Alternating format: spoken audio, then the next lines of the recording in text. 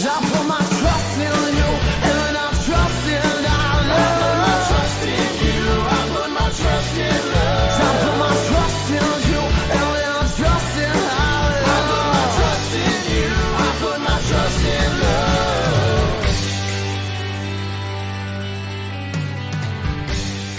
Hello, friends. My name is Dave Miller. And I'm Niall Spain, and we are your fuck buddies. We are a dating and sex advice podcast where we take your sticky, sexy situations and turn them into sexy, sticky situations. Simply put, we find questions either online or from our wonderful listeners, and we answer them right here, right now, every Monday in your ears. And if we're once again doing a little time travel thing, if you came to our show last week, thank you very much. We record this on Wednesdays, and our show is on Thursday, so we haven't done it yet.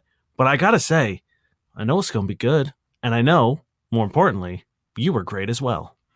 Yeah, we already have people complaining that they can't book seats because it's so sold out right now. But hopefully That's you your went. fault. Hopefully you got there, because this is the future. I don't feel bad for the people who try to book like the day before, because we tell you, we warn you, we say it. We say, hey, it's going to book out this week, because it always does. So if you don't get your table, that ain't my fault. That's your fault. And you should feel bad about it. 100%. And that's the thing. Not only did we tell you, we also told you it does sell out usually about 2 weeks before. And guess what? This was no exception. So, hey, next time maybe. It's the future. I don't know if we have another show. So I'm in my era where I'm going to not take responsibility for anything, regardless of whether it is my responsibility and it is everyone else's fault. So what? You're entering your white guy era? Yeah, I'm really connecting with my roots. You're ready for a question? Oh, I can't even go. You ready for a question? Yeah. You ready for a question? This isn't really a question. Why did I get this up? You know what? This is a PSA. This has been posted in the relationship or dating advice Reddit. Stop with the pickup games, all capitals. I don't know why people pay for dating gurus and lessons. It doesn't work. The techniques are creepy. Please stop. I was walking on the street and an extremely anxious man came up to me. He seemed high. He said something really fast. I didn't understand it, so I tried to distance myself, and he said, "Where is shop name?" I answered it was a little further down, and then he asked for my name, and I said, "Sorry, I'm in a hurry." We passed the shop, and he didn't even go in. He passed the street, looked at me until I was further away, and then tried with another girl that seemed equally as scared as I was. Don't go up to people in the street. Just don't. I mean, yeah. Yep. I feel like a lot of men need to hear that. It's why this podcast exists. Pretty much, yeah. I watched this happen the other day at, I was waiting for the bus or the streetcar, and this guy just like, you know, I will say he wasn't super creepy about it. He was shooting his shot, but it was just such a great indication of being like time and place. Yeah. I'm not against organically meeting people. I preach it all the time about how, online dating should be a supplement to naturally and organically meeting people out in the world. But the key is organic. If they have their headphones in, they don't want to talk to you. I don't care who you are. If they were interested, they would be open and receptive to it. So right off the bat, if someone's listening to headphones, leave them alone. They're listening to us probably, and they don't want to be interrupted. What do you mean probably? 100%. I mean, there's other podcasts that I would allow them to listen to. No. No. Yeah, no, they're allowed. I just know they wouldn't, because they wouldn't do that to themselves, you know? Or us. Or especially not us. But he kept like sort of, getting in her vision. Mm-hmm. And then once they like made eye contact, he started talking. So she took her headphones out. And he was just like, he hit her with the worst. And this is boys, gentlemen, dudes, anyone. The line, "Sorry, I just have to really tell you, I think you're beautiful," sucks. It's a suck. Did you? You did? Yeah. It's like, what that move, because you know what they're going to say? They're thanks. Oh, thank you. That's very nice. That's very sweet. It's bad. Don't comment on people's appearances without sort of any reason to do so. And two, it doesn't lead to a conversation. No, unless the person says, "Yes, I am. Thank you for noticing. I'm actually very attractive, and let me talk about myself." Or like, "Wait, am I? Yeah, no, you are. Really? Yeah, for sure. Let's get into it." Oh, hell yeah. Yeah. And like I see it all the time, especially at my bar as well, where people are just like, sorry, I just have to tell you, like, you're so fucking hot, you're so sexy, you're cute, you're beautiful, whatever. I'm like, it's look, if you're just there, if you're just going over and be like, hey, I just want to let you know that you're fucking killing it right now, and then you fucking wander off.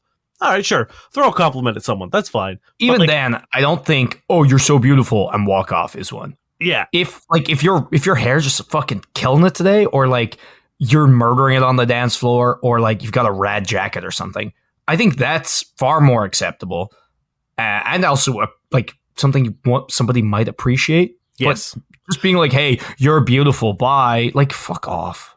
I think there's something, I think you bring up a good point. I think there is something to be said about striking up a conversation about an interesting thing about someone. So if they're rocking like crazy ass shoes or have, a cool jacket, I think that can be a fun way to break the ice. But again, even then, time and place. And the bus stop or the gym or at their job is really not it. Yeah. I think a lot of men need to realize that, like, what's good for the goose ain't good for the gander. Why do you say it like that? I don't know. It felt weird to say in a normal voice. Because no one says that, but I don't know what other way to say it. It's like, just because you would like something, because I'm sure a lot of men would love if a girl was like, hey, just want to come over and say you're fucking hot. 100%. You would love that. If they were like, hey, want to come fuck? You would love that. If you had headphones and someone came up to you who was attractive and said these things, that would make your fucking day.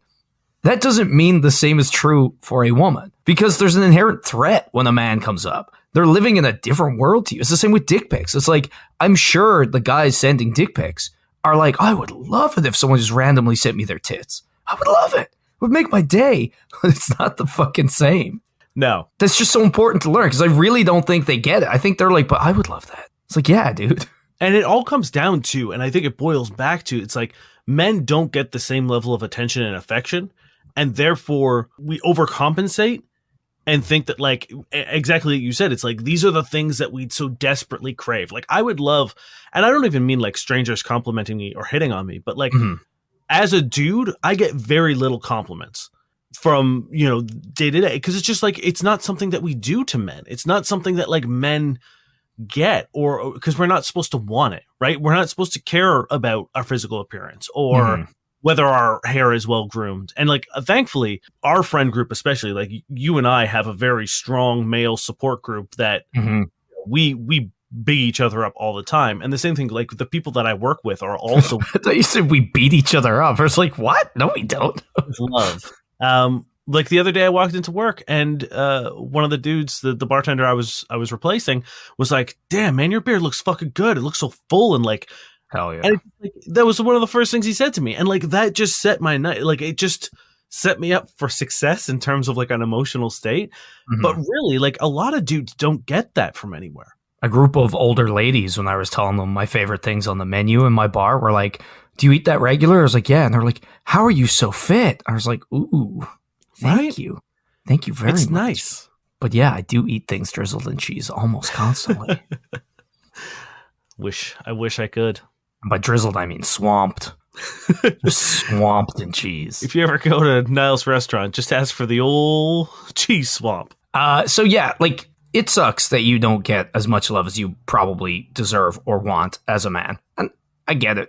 We're all a little compliment starved. We're all a little affection starved. But half of that is our own fault. And by that, I mean man to man, not you personally to yourself. Although probably too. But that's a different issue. But that still doesn't mean women want that. Different fucking issues. So just realize it's not the same for the goose and for the gander. No, say it right. It's not the same for the goose and the gander there, buddy. I appreciate that I assume, was that an Irish accent? Were you going Irish there? I don't know, man. It's starting to sound more newfie. Like, you're starting to sound I think more... I'm just putting more spin on it, and who knows where it's going to end up. You make a very good point that, like, men need to stop and realize that the dynamics of existing in the world as a man are very, very different than existing as a woman. And as much as we want to talk about equality, and as much as we want, social parity and all that kind of stuff, it's just not the same. A woman waiting for the bus is in a much different position than a man waiting for the bus. Even though you're doing the exact same thing at the exact same time, it's just different. And we need to understand that, and we need to be empathetic of that. Yeah. So you need to sort of like make a hierarchy of importance of being like, damn, she is very attractive, and I see that she's reading my favorite book, and I really do want to talk to her about it. But I know it is far more important for her to have her space and, let her have her peace and to feel safe than it is for me to approach her. 100%. And like that attitude will help you get a partner later in life. You know what I mean? Like maybe not in that instance, but just because it's not happening that instance doesn't mean it's not helping you, because that attitude is going to make you empathetic. It's going to make you a more attractive and desirable person because you're fucking chill. Yeah, it's what set us apart every time we went out, where we weren't like, you could watch women who are standing at a bar get like literally like dudes lining up to shoot their shot and to hit them with their can line or their "you're just so beautiful, I had to tell you," or the all this stupid bullshit.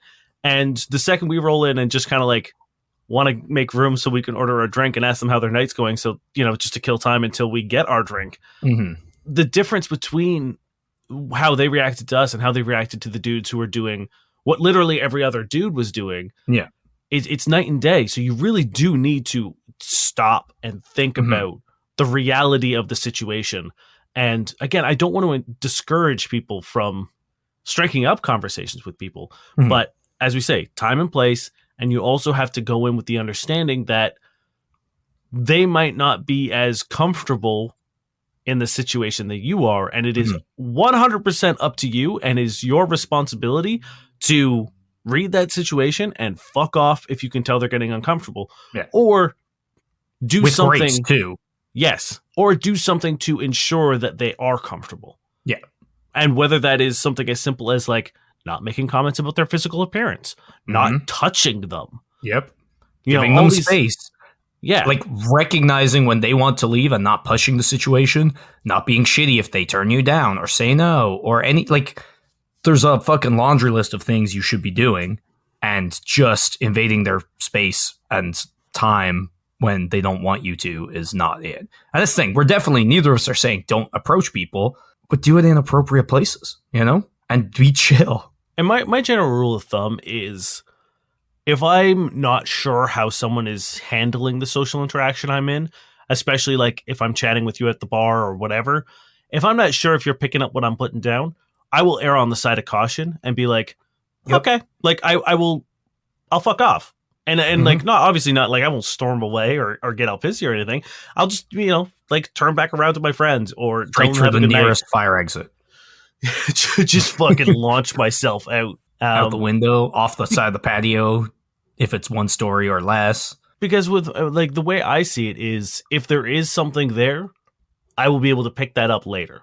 Yes, right? for sure. We will bump into each other later, and if we don't, we don't. Because if they were actually interested, I would assume and I hope that they would make an effort to talk to me again. And if they don't, it's like, well, I don't want to chase anyone. I don't want to like jump through hoops for someone's attention. So if it's not going to be reciprocated, if I am going to be, quote unquote tested to see if I'm interested enough, that's not someone I want to be engaged with anyway. And the thing is, I think for most women, like, have a guy who is chill and confident enough to be able to leave, like, that's a good sign. That's a really good marker of like what you're all about. And like, I know people appreciate that. So like, you be confident enough to give them the space. Don't be like, oh, I met a girl, now that is my one and only thing that's happening tonight. Because like, it's hard to maintain that over a whole night, because you have friends, they have friends. Even if things are going well, it's like you run the risk of suffocating everything. And if it's not immediately going incredibly, you're definitely going to do it. So it's like, have that chat, strike up a rapport, talk to them later. If it doesn't work out, it doesn't work out. Needs air to grow. Air. The goose needs, no, I don't know. The goose needs air. Okay, no, you can't do it. That's offensive. That's all. Hey, told you, I'm connecting with my roots. Oh, true. Sorry. Don't ruin my progress, please. All right, hit me. This is from Reddit user Not Important YK. Spouse thinks he has HPV. Last night, a 30-year-old female, spouse, 30-year-old male, of 10 years broke down and told me he thinks he has HPV because of warts down there. At one point, he said that I gave it to him, that he had it before we got together, and that it must have been dormant until now while he's had struggles with his immune system because of a medical condition. How could I give it to him and it also be an issue before we got together? I don't know. He said he's kept it from me because it went away until now. Now he's concerned I think he's cheated and is telling me I can leave our marriage without a fight because I will never trust him again and that this will always be an issue. His words were, I'm a monster and this is going to tear our family apart and I'm going to lose my family over this. What makes it even worse is that my mom has terminal cervical cancer that she got from HPV, given to her by a cheating spouse. I've gone with her to chemo, seen her at her worst, and continue to support her. He knows what this diagnosis has put my family through, so even if he didn't cheat, it clearly says he didn't care about my health, and that really bothers me. I have deep trauma, including by him, so I have this fawning response where I go numb to the issue until it's forgotten. Also, I feel guilty for thinking the worst and for being hurt, but from what I've read, it's wrong that he kept this from me, especially while telling me I might have given it to him, or that I'm the bad guy for being hurt. I just also feel weird that he keeps harking on about the cheating stuff, and with other things he said, it just kind of sends up red flags. I also don't want to be closed-minded because it totally could be the truth, that it's been a dormant thing. It's not a death sentence or anything, just a concern that we need to be aware of. If you have any advice, or maybe there are some questions I could ask him or things I could research to learn about, any advice would be helpful. Thank you for reading, and hopefully this can be resolved. Jesus Christ. It's a lot. Yeah. She raises a lot of really good points. If this was a thing and he didn't disclose it, that's pretty fucked up. So if you do have an STI, you disclose it and you then empower your partner to make an informed decision and also to take a hand in their own health and wellness. Yep. It's messed up to not do that. The contradicting is worrying me. Like, I do understand that they don't want to jump to worst case scenario, but being like, oh, I had it before, but also you gave it to me. And then be like, you're going to think I'm a cheater. I've ruined our family. Blah. That all kind of does seem like a guilty person freaking out. Yeah. And I will say that there is a phenomenon where when people get STIs, they say things like, I'm disgusting, I'm a monster, I'm this, you know what I mean? Like it is a natural response to get really, really depressed and frustrated and grossed out. We've been socialized so much to believe that they're like the most disgusting thing, which is pretty fucked up. So like that, it's tough because what you're saying is absolutely right, and what she's saying is correct as well. Like this sort of like spiral of him sort of saying every possible scenario is the reason why it's happened is hard. But on the flip side, I also understand as like someone in their 30s who, especially like a dude, I didn't know that I could have got the HPV vaccine. Right? Yeah. Like when I was in school, it was only for women. Like it was only for the girls. And there was no conversation whatsoever about men and HPV. Yeah. Right. All it was like, it leads to cervical cancer. It leads to, it's a big threat to girls. And it's like, well, if I'm having sex with a woman, I can also get HPV. And guess how women are also catching it as well is through sex. So if like, HPV is such a weird thing because it was never talked about for men. And it's a big thing. Like I think it also can cause throat cancer in men as well. It can cause literally any kind of cancer, right? Like just because I don't have a cert, it's like it can still give you penile cancer. So there are a couple things I do want to talk about here. One, HPV is the common cold of sex. 75% of people who have sex are going to get HPV. It's just one of those things where chances are if you have had sex, it is very, very likely that you have had HPV. The good news is if he has warts or lesions, that is not the strain of HPV that leads to cancer. That's great news. So if it is a matter of HPV, also it is weird to be like, hey, I have warts, but I haven't gotten them looked at. Yeah, to be like, oh, I think I might have it, because of the warts. It would almost be the opposite way. I'm like, oh, yeah, no, that's it. 100%. This is bad. Yeah, I would go to a doctor, get a proper diagnosis. Yes. I think both of you should go to a doctor. Like they can't test for HPV status just like passively, which sucks. But like you can always go get a cervical cancer screening. In fact, if you're over the age of 21, you should be getting like pap smears and shit pretty regularly anyway. So do one of those. It'll help alleviate some of your fears. He should definitely go get it checked out because if it is, a doctor's going to be able to give you better advice than we can. If it isn't, you need to know what it is. Yeah. The other thing is, he could have absolutely had HPV 10 years ago. Mhm. because it is something that our body, it's a virus. Our body processes it. Our immune system neutralizes it, but it doesn't make you immune to it. So Yeah. you can get HPV over and over and over again. So it is very possible that he had it and now has it again. It is also possible to go dormant and your body hasn't cleared it out. Yeah. It's not as likely as things like herpes. Like herpes is unfortunately one of those things that is with you forever. There are obviously suppression treatments and stuff like that for managing breakouts, but herpes can go dormant for a very long time and then pop up again. Mhm. That's a possibility, but the likelihood is that he did have it. It went away because his body dealt with it, and Yeah. presumably you guys were in a committed relationship. So if he does have it again, there is a very good possibility that he caught it from someone else. I guess. Is it not one of those things where, like herpes, it does kind of lay dormant and pop up and down? No, as far as I know, HPV is something that once your body deals with it, it is dealt with until a reinfection. Oh, really? I think so. I'm pretty sure. I thought it was the other way. Because I know you can get it and get over it in 2 years, but I thought you could also develop the warts and they come back. So it says HPV goes away on its own within 2 years without health problems. You're contagious for as long as you have the virus, regardless of whether or not you have symptoms. Mm-hmm. But it also says, but when it does not go away, it can cause health problems like genital warts and cancer. Yeah, so I mean, it could, maybe his body didn't process it or cure it. Mm-hmm. And the shitty thing of HPV is that once you have it or any sort of wart, so even if you have a wart on your foot or your hand, you will always test positive, which is why it's impossible to test for HPV. The virus has, fucked up any screening process. So if you've had any wart in your past or HPV in the past, you will always test positive for it. So it is, like Niall said, it's impossible to test for it. So it really comes down to you have to go to your doctor, get it looked at, get it tested, and get it diagnosed.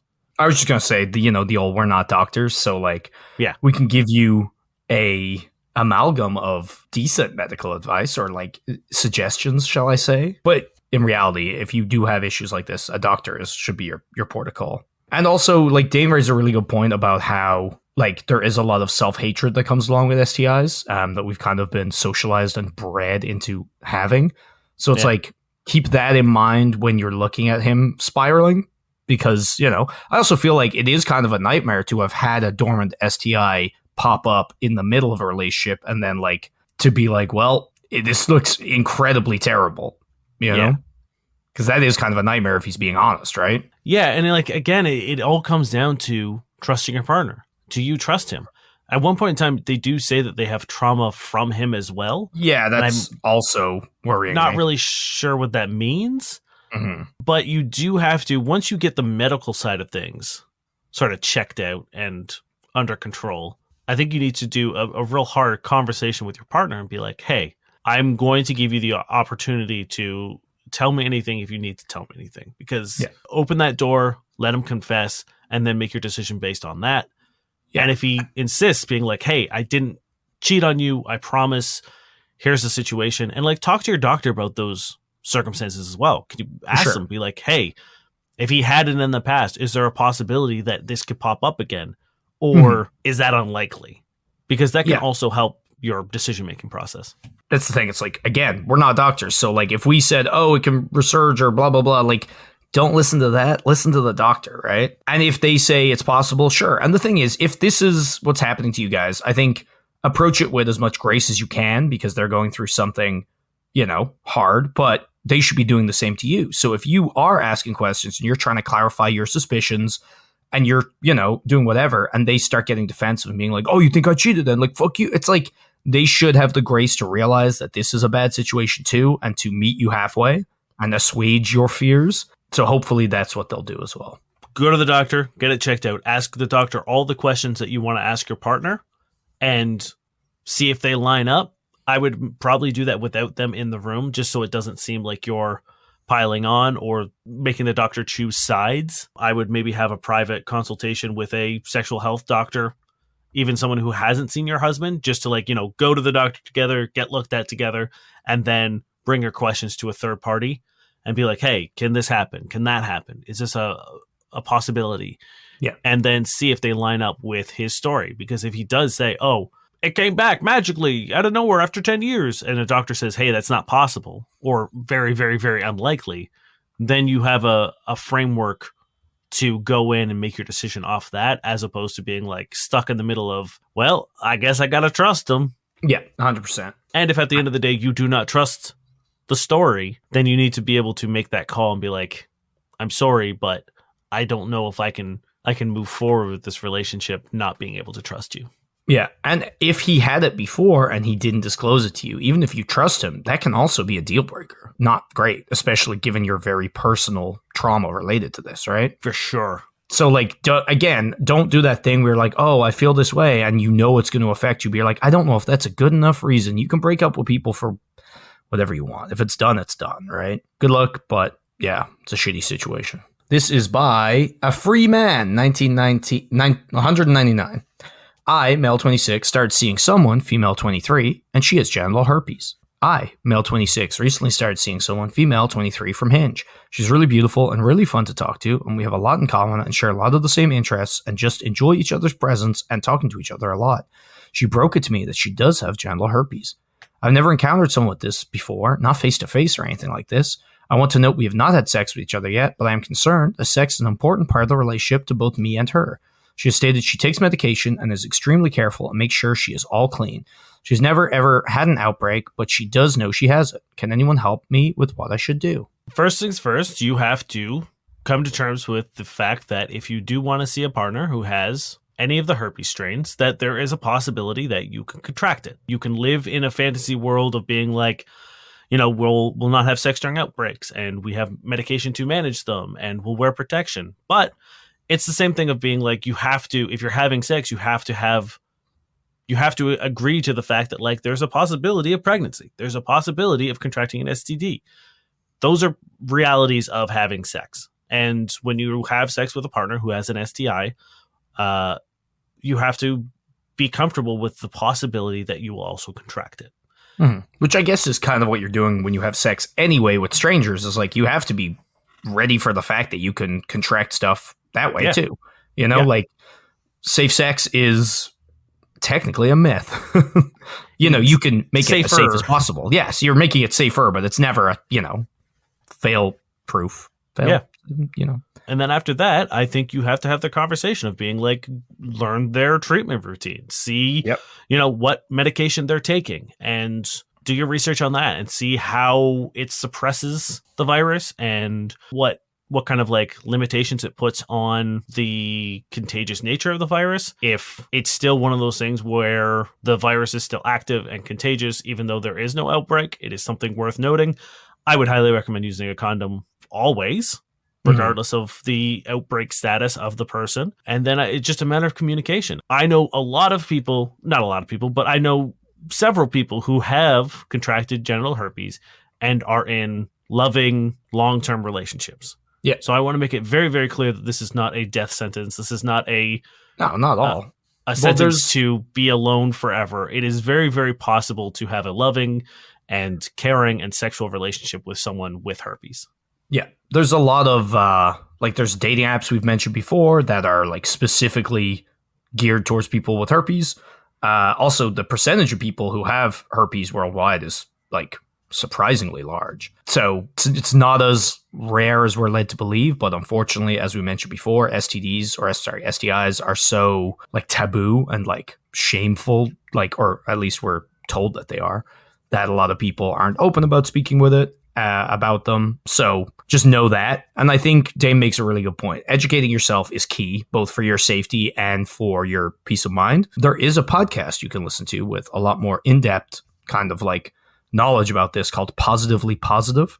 They're also Canadian podcasters and they're lovely. So check them out, and they have a really good resource, and they have like an outbreak diary on their website and like all these things that, you know, if you're a person who has this, maybe it'll be helpful for you. And if you're a person who has a partner who has this, it'll definitely help you educate and learn more from them about what the situation is. So I recommend that. I really appreciate that this question isn't like there's no judgment here. I really, really appreciate that. It's just sort of like here's the situation. What do I do? How do I approach this? And I think that is really the approach we need to take to STIs, because a lot of the times for the ones that aren't curable or treatable, it is important to know that like we live in a world where medicine handles a lot of stuff now. Mhm. There's, we got PrEP to PrEP is a handle fucking miracle drug. It's incredible. HVI or HIV.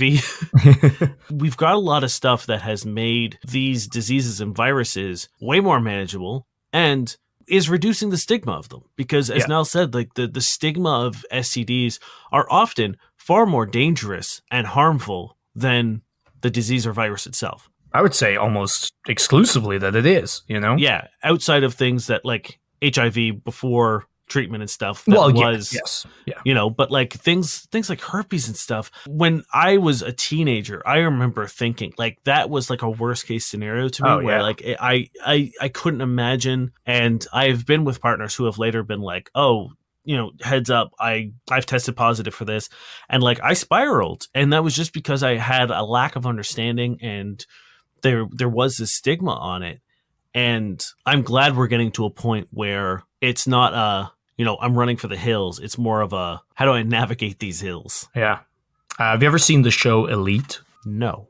It's like the Spanish Gossip Girl. But like they did a really cool thing. Vague spoiler alert. Where one of their main female like love interests has HIV, and they're just like, they deal with it, and they talk about PrEP and various things, and then it's just kind of like, the characters make informed decisions and they move on. That's pretty rad. Yeah, I think it's really, really important that we talk about the realities of these things. It is very, very important to be informed and to accept the risks of sleeping with people with these stuff, but also that it's not possible, and it is very, very realistic to have a relationship, including a sexual relationship with people, or if you have them, regardless of your STI status. 100%. And also failing that, to be open-minded and chill with people's statuses, and like graceful when they come to you and disclose these things, because that's got to be a hard conversation.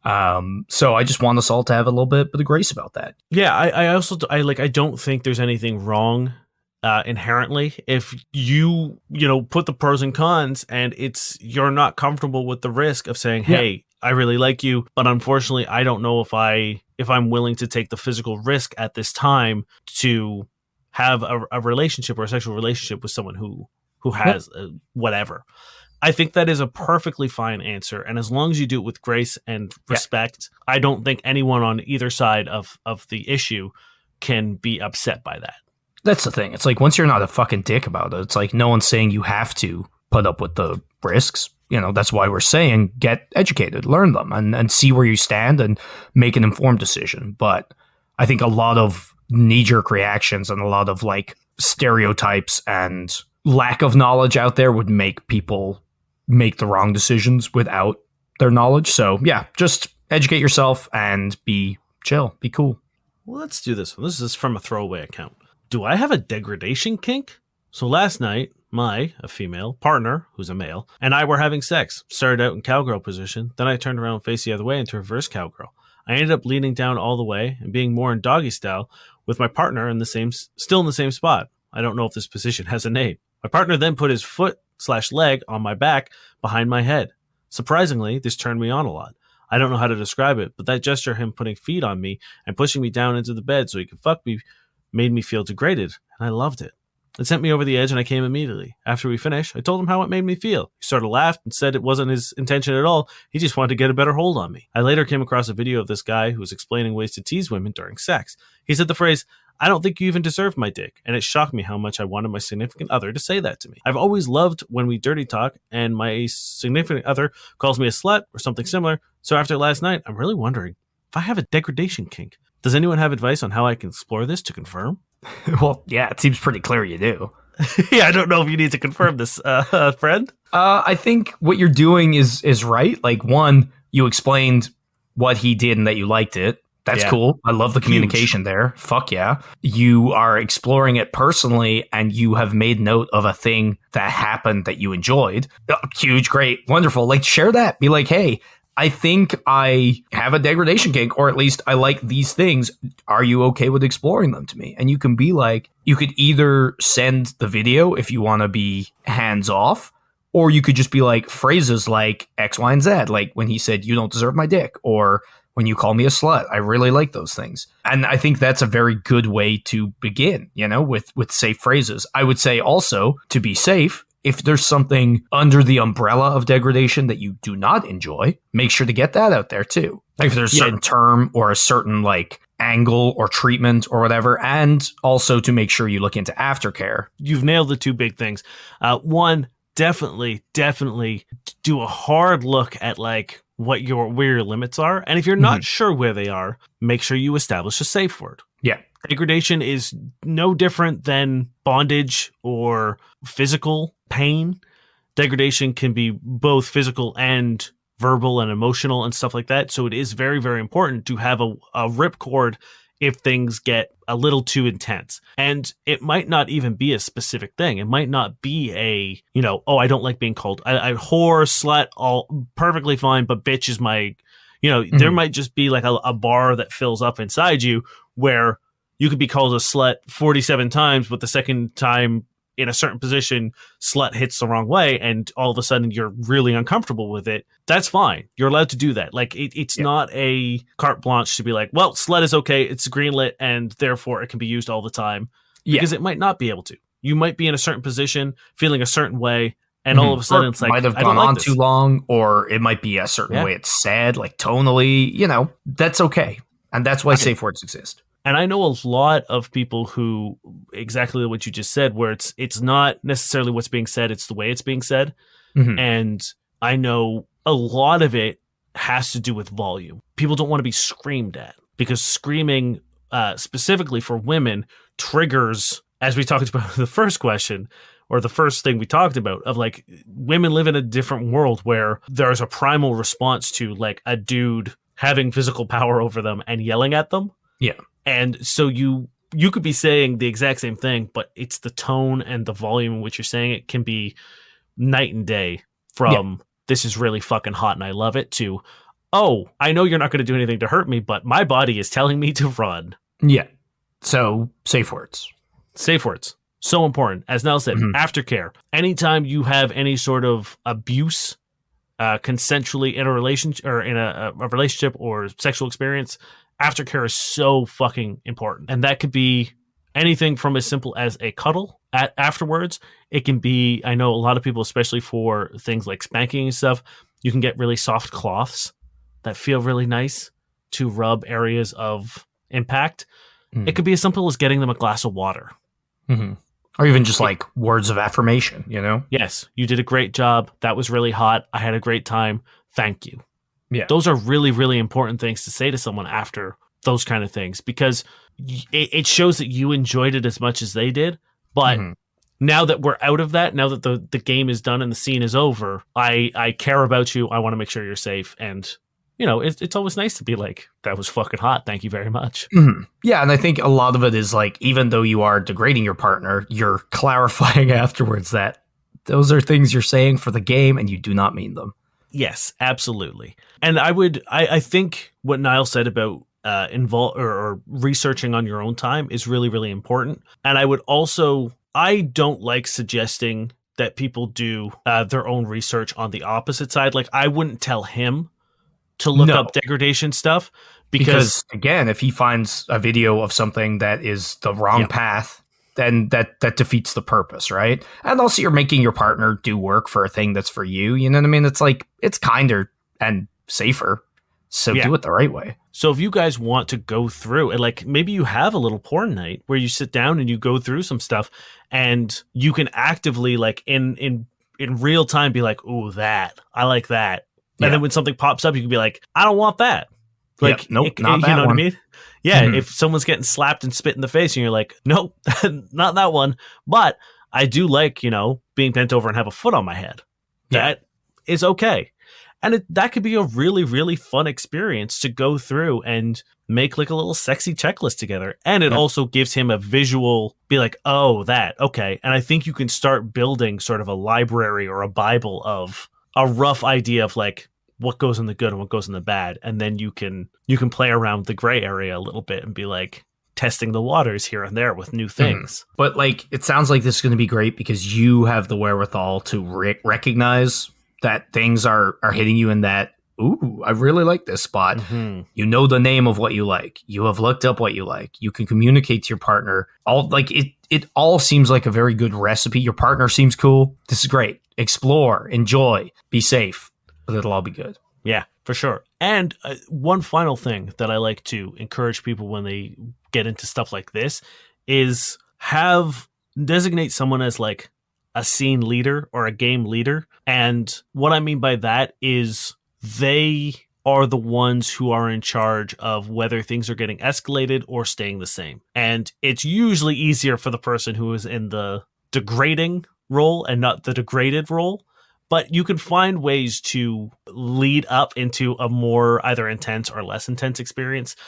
Ways you can do that is if he says something along the lines of, "You don't deserve my dick," you can say something, you can respond with either, "No, I don't, I'm sorry," and that's you pushing the scene forward, or you can say something along the lines of, "How can I earn it?" and that's also you moving the scene forward, but it also gives you the chance to take control for a little bit. So if it's a matter of spin on the narrative too. Yeah, if he's like, "Great, yeah, you ride me and see if you can earn my dick," because then he gets a break, but it's still in the framework of the game. Yeah. So don't think that just because you're getting degraded, you don't have control. And it's a really fun way to play with control in the sense of like you're making the decision, but it's his idea. Yeah. So have fun with that, and it can really be a collaborative and should be a collaborative experience and not just him doing whatever he thinks you might want. So play with that. Yep. At the end of the episode, we like to hop onto online dating platforms. I was going to say Tinder platforms, which yes, but such as Tinder, Bumble, Hinge, and we comb through the profile, see what works, what doesn't work, in an effort to make your online dating experience a little more enjoyable. All right, I'm going to start off with Ian. If you're fat, I won't talk to you. If you're jabbed, I want nothing to do with you. If you don't show your face or your face is ugly, I can't fucks with you. There's a high chance I have no interest in you. I can see you right through your makeup. Your chosen hairstyle speaks volumes. That's not a pun. Damn, he's a crafty one. I like how he's like, "I'm a piece of shit, I'm a piece of shit, I'm a piece of shit. Hey, don't think I'm clever." Yeah, I am not funny. Don't even think you gotta have a personality or any sort of wit. It is weird that he's so into hairstyles. Like, I wish, well, I don't know. I wish I could dive into this dude's brain and like see his catalog of acceptable hairstyles. Oh yeah, I would love to know I don't want to go anywhere near his brain, but I would love a list of what hairstyles mean what, because I'm sure it is horrendous, but also engaging, interesting. Yeah, I would love to see it. Like, is it just sort of like, is he just looking for like blonde hair, perfectly straight, no personality? Not that there's anything wrong with straight blonde hair, but just that. Like, no curls, no pixie cuts, no short. I could promise you no short hair. No short hair of any sort. For sure, yeah. If it's not to your shoulders or longer, absolutely not. But like, what about ponytails? Where does he fall into the ponytail? Is that too Ariana Grande for him? Who knows? I don't know. As obviously, this is a 0. I hate it. Yeah, he sucks shit. Okay, this is Michael and Alice, 21. I think she might be 21. He looks a little older. Okay. Don't mind us, just a father-daughter scrolling Tinder. She, Alice, 21. He, Michael, 40. We are up for a threesome or something casual. Okay, so I assume this is the metaphorical daddy and not the... Hey, let's fucking hope. Yeah. Let's fucking hope, Dain. I really... Ugh. I literally had a full body, like, shiver right there. Like, I almost, like, I felt like maybe, just maybe, I'm going to throw up a little bit. Yeah. And you know what? I haven't gotten you to throw up on air yet, so one day. I got me very close. It's fucked. And we talked about this, I think, last week, where it's like, if, like, degradation or, like, cuckolding is your game, sure. But don't bring anyone else into it. Yeah. I feel like... They say father, right? Not they do in fact say a father-daughter scrolling Tinder. Yeah. So for me, my first thing is just like, look, there's some real bad trauma that can be involved in this sort of Yes. play, especially with the word father and not daddy, because daddy has a sort of innate sexual role. Which But is a father, bummer. 'Cause that is what I called my dad as a child. Was it really? Oh yeah, and it's so hard to shake it now, and I can't. But every time I say it, I'm like, ugh. You still call your dad daddy? Yeah, That's really cute. I guess I don't. I haven't spoken to him where in a point where I'd need to like say that. But yeah, really, it's like I don't call him his name. I'm not gonna like father. Even dad feels. I don't know. Yeah, it sucks. It's like, That's so damn, cute. what of all the words you have to sexualize, you have to do the one that now I just can't talk to my parents. Thankfully, Mammy isn't a. Well, I guess it is. Fuck. Yeah, I was gonna say Yeah, I very, very different way. Very I got different way. bad news for you. Yeah, dear God. I just can't talk to my parents. That's why I moved country. Yeah, I hate this. This is another 0. It's a 0. So just picture 2 girls. They're Okay. just, one of them is 20, I guess, because that's the one the profile's about. And the only thing we have is the one with the tits.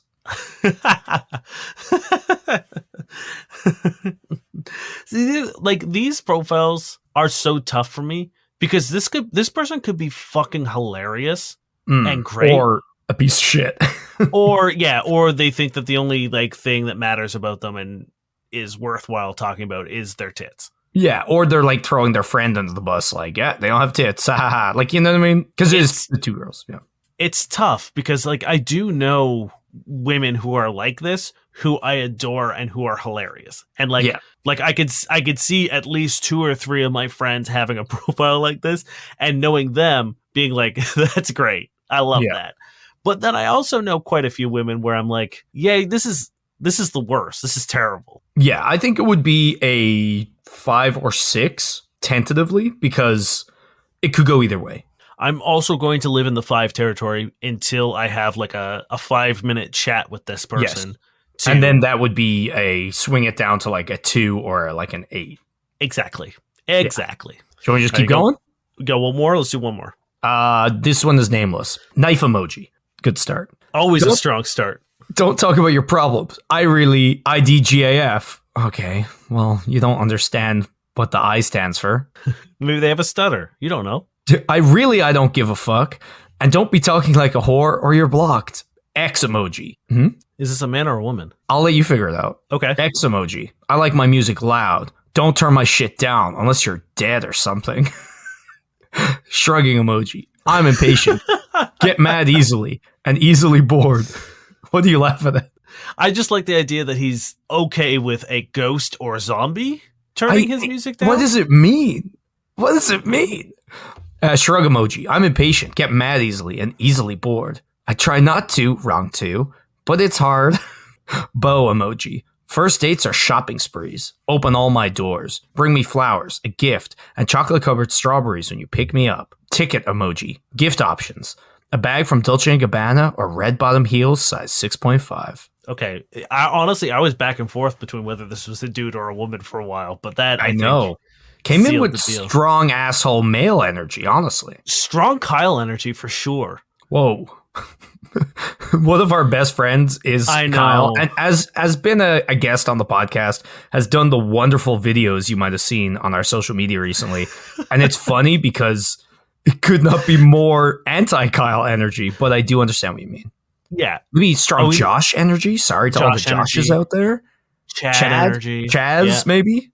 Chaz. It's But then there's like a pretty big like switch. Yeah, once we get into the gift territory, I honestly, it wasn't until the shoes in the bag that I really, because I was just like, okay, is this guy just... Hey, if it was a Chaz who was demanding flowers and chocolate-covered strawberries when you pick him up, it would sway me a little bit back towards loving this person.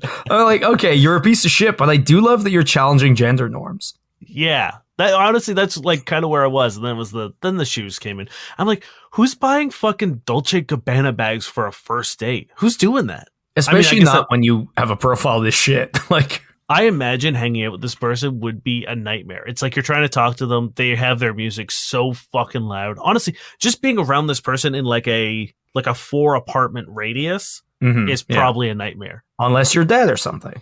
Unless you're dead, in which case she fucking vibes with you. Yeah. Zombies? But hey, Do not be talking like a whore around her.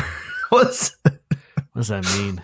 Oh man, This is so this good. is just a strong stable of horrible profiles today that you've brought us. So thank you very much. This is also a 0, obviously. This is all Agent Valiant Heart's strong efforts out there in Love the that, fields. man. And Love that, man. fucking love you so much. You fuel this segment almost single-handedly. Anybody else out there wants to add to this, fucking send them in, guys. I know you've got either good or bad profiles or your own. Just fucking send them in. Yeah. You know you wanna. That's going to do it for this week, friends. Thank you very much. I think this might be this is the second. Niall's going away. Niall's leaving me for a while. It's true. He's going on a fucking cruise. Am I leaving you or have you driven me away? No, you're leaving me. You're going to go spend time with Daddy and Mammy.